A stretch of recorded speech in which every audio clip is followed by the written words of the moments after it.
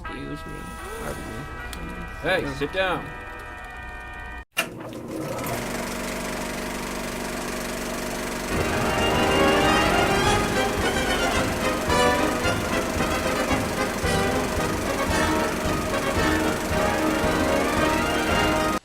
Yeah, lean back a little bit. Lean back a little bit. Okay, because you have to lean back when you talk about Nicolas Cage. How's it going, man? It's going good. Good. All right, What you up to? No, let's hurry up into this. Okay, we just saw a Nicolas Cage movie called Joe. Yeah, now, what the fuck was that? it was amazing to me, actually. I love Nicolas Cage. What the fuck was that? So Nicolas Cage, basically this movie is about a guy who has some problems and a kid who has some problems. Everyone has problems in this yes, movie. in this. There's not a person in that movie who don't have problems. No, the sheriff. The sheriff didn't have problems. He had problems. Well, Joe was his problem. I don't know who I am, but I know what keeps me alive, keeps me out of jail. Yeah. Nicolas Cage's character, Joe, because he fell for it. He's like, yo, I used to be like you, and now I clean my shit up together, and now I'm a sheriff. And they were on good terms. But I think that this is actually one of the best examples of Nicolas Cage not being ultra crazy in a movie. I'm a vampire! I'm a vampire! I'm a vampire! I'm a vampire! I'm a vampire! I'm a vampire! Yeah, he didn't really have that many moments. Yeah, I want to say. A lot of them too. They were very. They're very much subdued for a Nicolas Cage movie. But they're very in character though. Like I think that this was like one of his better like acted sort of things because it's like this guy has a broken life. They made kind of like these alluding sort of things like when he pulls up and he sees that girl. I think there were some things cut out that kind of pieced that a little bit together. Where remember when he rolled down the window, looked at the girl, and then she was like, "Oh shit, that's."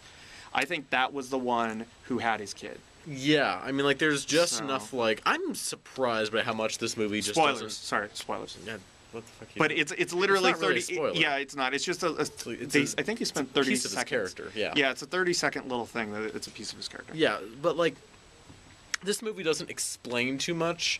Not in that they don't tell you what's going on.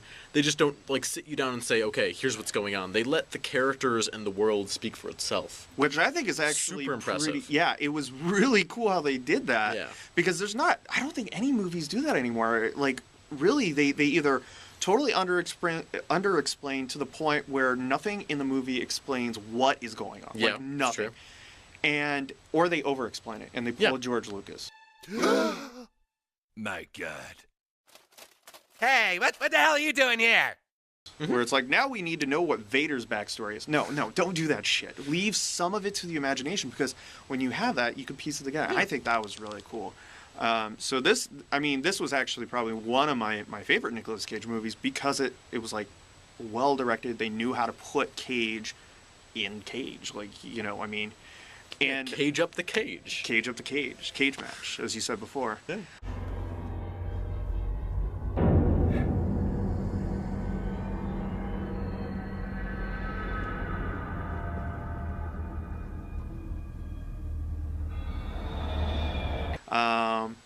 And I think that was great. I don't really have too many bad things to say, because technically, just the editing part of it, because I'm a big person on editing. Yeah, no. If it's broken in editing. Yeah, if it's broken in editing, I look at video games and movies the same way. If your movie is broken in editing, it is like a buggy game, and nobody likes a buggy game. No, they do not. So, yeah, I mean, the editing, it was very on pace, and that was also a definite plus. And the imagery was really, you know, you got hints of where it was located in the South. Yeah. You didn't need to know. Yeah, you didn't really need to know, but you just knew it was in the South. Yeah, you had like a general area. This is a place I would never want to be. Me taking care of Dorothy and Mama. Kind of got a family problem right now. Yeah, that was you don't one of wanna the be there. things. Yeah, they do make it look like really hard knock life for a lot of people. Laws a little, you know, flimsy. Yeah. But it's understandable considering what they're dealing with. Like there was like an open bordello.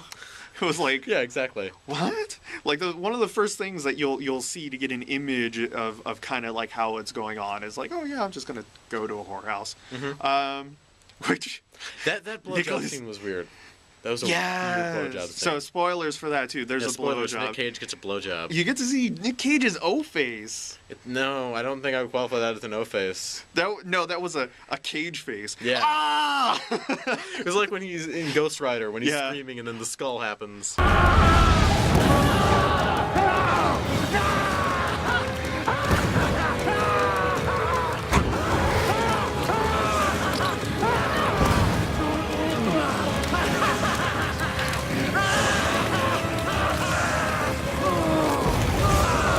But yeah, that was amazing, and just him walking out. Like this movie is all about character building and not like forcing narrative down. Just going like, wow, this is like I'm exploring a world through Nicolas Cage, which is really odd.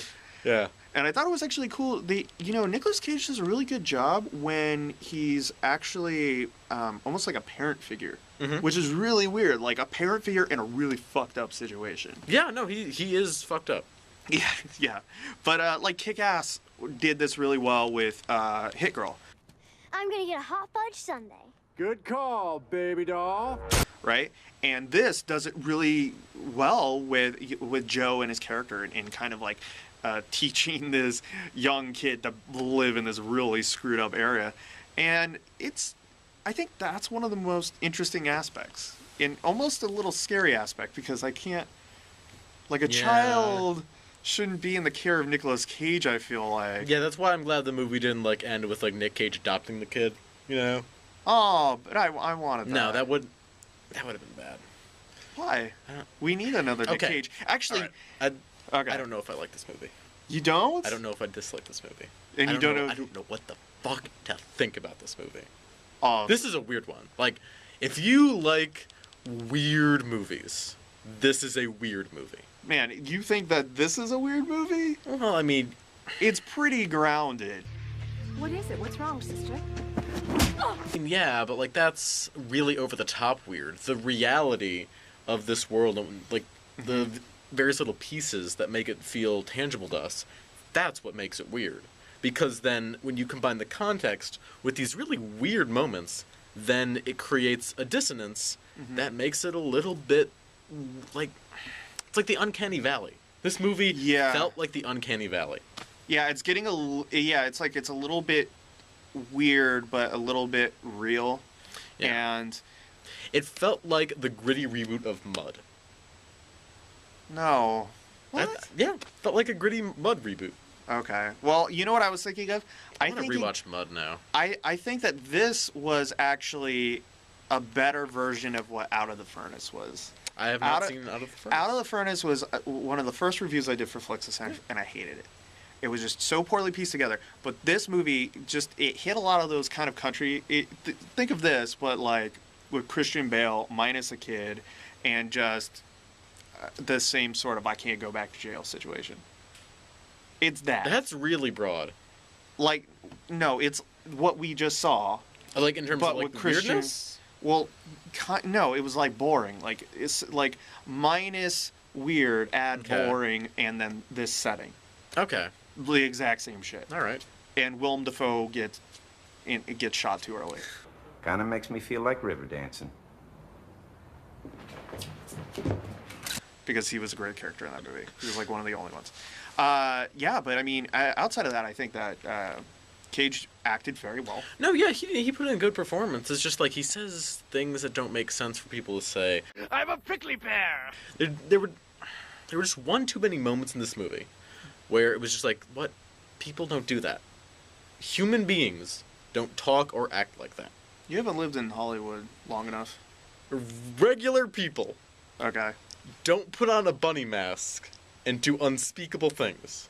Well, that's kind of a spoiler thing, and that has nothing to do with. That's very. And don't even worry about. It's not even really a spoiler. There's like no context for it. It just kind of happens. Yeah, but I mean, it's not Nick Cage's character doing that. No, which I I mean, mean, I know, it would but, have like- kind of been a Nick Cage move. Yeah. But like it there wasn't. are so many things. Like every character has their weird little character arcs that don't really seem to go anywhere. They have like interactions that feel slightly unreal. Just like kind of feels like a fever dream smothered in molasses.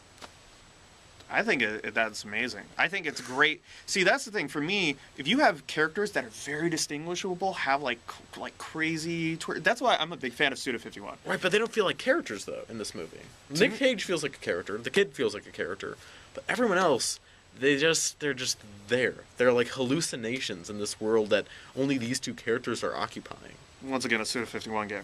Everybody deals with grief differently, right? Some people fuck at funerals. I cut off heads. That's basically what it is, and I think that's why I like it, because me, I always lean toward weird. Yep. And but structure, like a structural weird that ties together. I could definitely see your point though, and I don't think that It's a weird movie. And yeah, it does have a lot of weird in it, but it is not by a stretch like the weirdest thing. No, I mean it's not the weirdest. Like yeah. it's not on the level of Dogtooth or anything, but there's still a sizable amount of weirdness there, and just that uncanny valley effect that makes you feel like you're not watching something made by a person. I don't know. Like an alien made it. I feel like an alien made this movie. Really? Yeah. No. Let me take it back for a second. Okay. An alien wrote this movie. Wrote it? Yes, it's a very well directed movie. Yeah, it is. That's one of the things. Screenplay is weird, and has some like really weird like father themes that like don't quite work because like the dad is such an unredeemable piece of shit. Person just don't know from one day to the next which one's gonna be their last. It also takes a little bit too long to get going, I think. There's a lot of time just like spent letting everything kind of soak in, and that's important in a movie with atmosphere as thick as this, but I don't think it also does a great job of preparing you for when just everything goes crazy.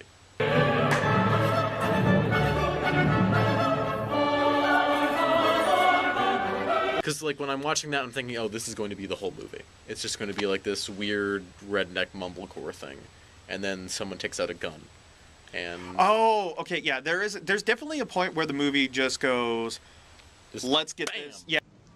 A, B, C, D, E, F, G, H, I, J, K, L, M, N, O, P, Q, R, S, T, U, V, W, X, Y, Z. Hey, Joe! Yeah. That's going to be stuck in my head for... I mean, this movie's full of memorable moments. Yeah. Just, like, great stuff. But, like, and you have the hooker sitting with the guy at the table, and then the dog, and he's mad at the dog, and he leaves, and I'm sitting there confused. Like, why do you act like this? Person who's clearly not a human? I don't know. He's better than human. He's Nick Cage.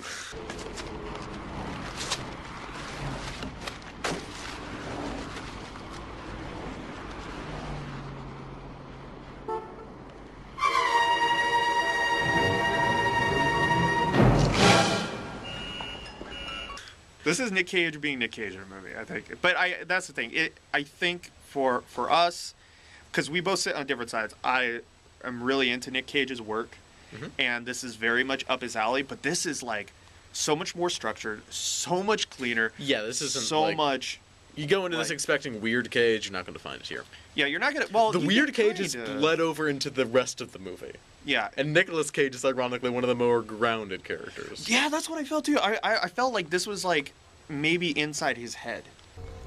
What are these fucking iguanas doing on my coffee table? There ain't no iguana. Yeah, there are. There ain't no iguana. What the fuck is that? Fucking iguana. This will throw off a lot of people, especially. Oh no, for sure. Like I don't know what to make of it, and I think that's cool. I think it's cool if you go to see a movie and don't know what to make of it. Like, bring some friends, bring some like movie-loving buddies, and you'll have a great conversation about this movie. And maybe that alone is worth the ticket price for you. Yeah, and I think I'm gonna give this. There's a lot of whiskey in this movie. This is definitely got to be like. How many shots out of 5? It would be like 4 for me. It's like a solid 4 shots. I guess I give this a question mark out of 5 because it's just one of those movies. No idea what to do with it. You know. Not out of X? Let me think about this. Question mark out of X? Cargo shorts out of X. Cargo shorts out of X. That's what I give this movie. Okay. I actually like that rating. Cargo shorts out of X. I don't even though there was no cargo shorts. I don't know what it means. Yeah. Ooh, Much like this movie. That's actually a pretty decent rating. All right, guys. Well, that's all for Michael and Mike See a Movie. That was Joe. And yeah, you could go see it. You could go see it. You can but do it's anything. not our money, so I'm not your boss. yeah. You're not my dad. Go see that movie. You never know that. Decade older, man. Decade older. All right.